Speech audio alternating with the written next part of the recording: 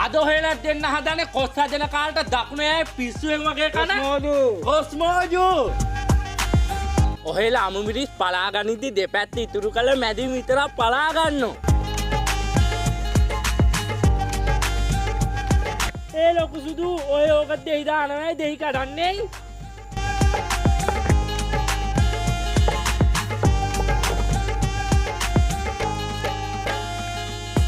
ඊගාවට තීරු කපාගත්ත කොස් එක තෙලේ රන්වන් පාට වෙනකම් බැද ගන්න ඕන. අපි සුද්ධ කරගත්ත හිච්චි ලූණු ටික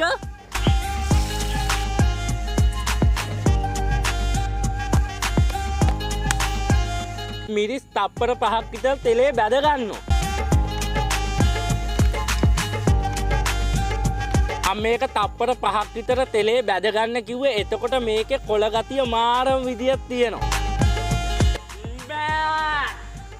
මං අද මේක හදන්න විනාකිරි විදියට ගත්තේ කිතුලෙන් හදාගන්න විනාකිරි. ඔහෙලට කිතුලේ විනාකිරි නැත්තම් පොල් විනාකිරි උනක් ගන්න හැකි.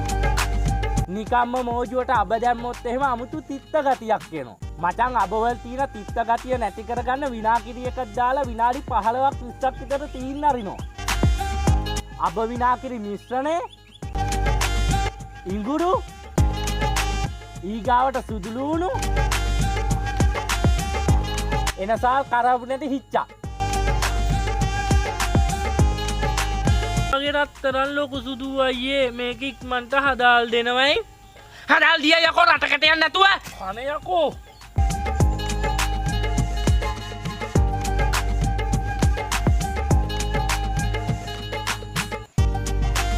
ඔහෙලා බැදගත්ත කොස් ටික මේකට දාගන්න කලින් මචං හිච්චි ලූණු ටික අමු මිරිස් ටිකයි මේකට දාගන්න ඕන. රන්වන් පාට වෙනකම් බැදගත්ත කොස් ටික